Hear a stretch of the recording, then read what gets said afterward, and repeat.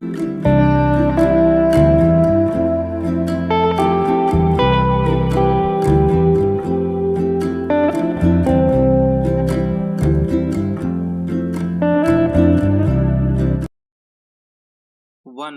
2 3 start. महोदय, पिछले कुछ दिनों से हमारे देश में बाल दासता विरोधी आंदोलन लगातार मुखर, संगठित और व्यापक हुआ है, जिसके नतीजे भी सामने आए हैं। इसके प्रति बाहरी दबाव भी है, लेकिन स्त्रियों के कम होते जाने के खिलाफ न तो देश में कोई संगठित आंदोलन है और न ही कोई बाहरी दबाव। जिस प्रकार बाल दासता का संगठित विरोध हो रहा है, उसी तरह स्त्रियों के गायब होने का क्यों नहीं। आज भी देश के बहुत से हिस्सों में कन्याओं को जन्म लेते ही मार दिया जाता है, और तो और समाज के रूढ़ दृष्टिकोण के कारण शिक्षा और विज्ञान भी कातिलों की मदद कर रहे हैं। प्रसव पूर्व लिंग निर्धारण की बढ़ती हुई लोकप्रियता और इस परीक्षण के पक्ष में दिए जाने वाले तर्क हमारी सामाजिक संरचना की अभिव्यक्ति है। कुछ लोग बेहद शर्मनाक तरीके से कहते हैं कि बेटी हो या बेटा, यह निर्णय लेना हमारा प्राकृतिक अधिकार है। इसके लिए यह लोग बच्चों की सीमित संख्या का तर्क भी देते हैं। इनके अनुसार जब बच्चों की सीमित संख्या का अधिकार उनका है, तो वह बेटी हो या बेटी, यह भी उनका स्वतः सिद्ध अधिकार है। कुछ लोग यह तर्क भी देते हैं कि ऐसे बच्चे को जन्म देकर क्या फायदा, जिसके साथ आजीवन असुरक्षा का भय जुड़ा रहे। उनके अनुसार न तो बेटी घर में सुरक्षित है, न बाहर, न वह शादी से पहले सुरक्षित है, न शादी के बाद, न वह पढ़ाई लिखाई के स्थान पर सुरक्षित है और न ही कामकाज के स्थान पर, न वह परिजनों से सुरक्षित है और न ही अन्यों से। फिर इस असुरक्षा के आतंक में क्यों जिया जाए। कितना बर्बर और आदिम है यह तर्क कि रोग का उन्मूलन न हो तो रोगी को ही खत्म कर दिया जाए। क्यों नहीं हम उन तमाम कारकों के विषय में सोचते जिनके कारण बेटियां आजीवन असुरक्षा और आतंक के साए में जीने को विवश है। क्यों नहीं हम उन तमाम रूढ़ियों, मान्यताओं, संदर्भों और परंपराओं के खिलाफ बगावत करते जो बेटियों को अवांछित बनाती है। क्यों ऐसे मूल्यों के पोषण के खिलाफ सतत अभियान नहीं चलाया जाता जो तमाम तरह की गैर बराबरी की हिमायत करते हैं। क्यों ऐसी मान्यताओं का पोषण नहीं किया जाता जो यौन आधारित असमान रूढ़ियों का खंडन करती हैं। दरअसल हमारी मानसिक संरचना पूरी तरह से विभाजित है। एक ओर हमारा संस्कारगत मन है, दूसरी ओर है नई चेतना से सुसज्जित मन। संस्कारगत मन यौन आधारित गैर बराबरी का पोषण करता है, लेकिन नई चेतना से सुसज्जित मन उसका विरोध करता है।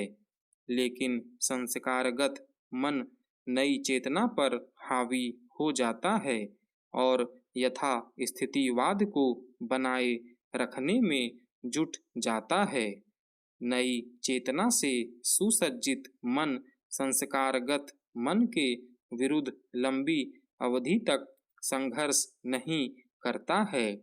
नई चेतना की कौंध भर से संस्कारगत मानसिकता को बदलना संभव नहीं है। यही कारण है कि स्त्रियां लगातार गायब होती जा रही हैं और कहीं से कोई आवाज सुनाई नहीं पड़ती। महोदय, यही कारण है कि बेटियों को अवांछित समझकर गर्भ में ही मार दिया जाता है या जन्म लेने के बाद उन्हें मौत की नींद सुला दिया जाता है। कहते हैं, बेटियों को मारने की जघन्य परंपरा बहुत पुरानी नहीं है। यह भी कहा जाता है कि कुछ तथाकथित ऊंची जातियां अपने झूठे दंभ के कारण बेटियों को मार देती थी, लेकिन अब तो इसमें सभी जातियों के लोग शामिल हैं। देश के दूर दराज के अंचलों में प्रसव पूर्व लिंग निर्धारण के लिए सुसज्जित उपकरणों से दौड़ती गाड़ियां सबूत हैं इस बात की कि कानूनी प्रावधानों के बावजूद विज्ञान का यह प्रयोग लगातार मानव विरोधी होता जा रहा है। दरअसल कन्याओं के प्रति हमारे आचरण से साफ साफ झलकता है कि हम उन्हें उनका प्राप्य नहीं देते। भारतीय समाज उनकी परवरिश और पढ़ाई लिखाई के प्रति बड़े पैमाने पर उपेक्षा बरतता है। देश की ज्यादातर लड़कियां कुपोषण से ग्रस्त हैं। उन्हें भोजन कम मात्रा में और बचा खुचा ही उपलब्ध होता है। विडंबना यह है कि माँ या दादी ही ऐसा काम करती हैं। ऐसा नहीं है कि वह ऐसा जानबूझकर करती हैं, बल्कि उनके संस्कारों में यह रच बस गया है कि लड़कियों की परवरिश को कोई अहमियत नहीं देनी चाहिए। इसीलिए न तो उन्हें स्कूल भेजे जाने पर विशेष बल दिया जाता है, न ही उनके स्वास्थ्य के विषय में कोई खास दिलचस्पी ली जाती है। वे तो सिर्फ बड़ी हो जाती हैं। बड़ी होने के लिए शोषण और भेदभाव की परंपरा को अपनी से अगली पीढ़ी को हस्तांतरित करने के लिए। इसे भी एक विडंबना ही कहा जाएगा कि मानव मूल्यों का पक्षधर मीडिया भी उनके विरोध में है। मीडिया को भी बालिकाओं, किशोरियों और स्त्रियों की ऊपरी बनावट और रूप सौंदर्य ही भाता है। उसके पास भी उनमें अंतर्निहित विशेषताओं को परखने या पहचानने की फुर्सत नहीं है। इस सिलसिले में सौंदर्य प्रतियोगिताओं की सूचनाओं को बड़े पैमाने पर प्रकाशित करने को देखा जा सकता है, जबकि किसी अखबार ने विस्तार के साथ यह नहीं लिखा कि मानसिक रूप से विकलांग विदिशा की उर्मिला ठाकुर ने किस ढंग से सड़क पर खेलते हुए बच्चे को ट्रक की चपेट में आने से बचाया। यदि कहीं यह खबर छपी भी होगी तो बहुत छोटी। जिस ढंग से सौंदर्य प्रतियोगिताएं राष्ट्रीय खबर बन जाती हैं, उसी तरह से ऐसी खबरें राष्ट्रीय समाचार क्यों नहीं बनती। यौन हिंसा और बलात्कार की खबरें जिस ढंग से छपती है, उनमें कहीं न कहीं यह स्वर अवश्य रहता है कि स्त्री उपभोग की एक वस्तु है।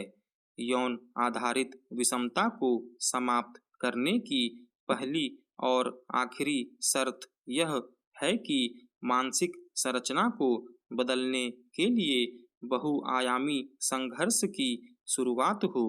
यह संघर्ष सभी स्तरों पर शुरू हो। यदि गैर बराबरी का पोषण करने वाले तमाम मूल्यों को चुनौती दी जाए और उनकी वैज्ञानिक मीमांसा की जाए तो समाज वास्तविकता को स्वीकार करने की दिशा में अग्रसर हो सकता है। स्टॉप।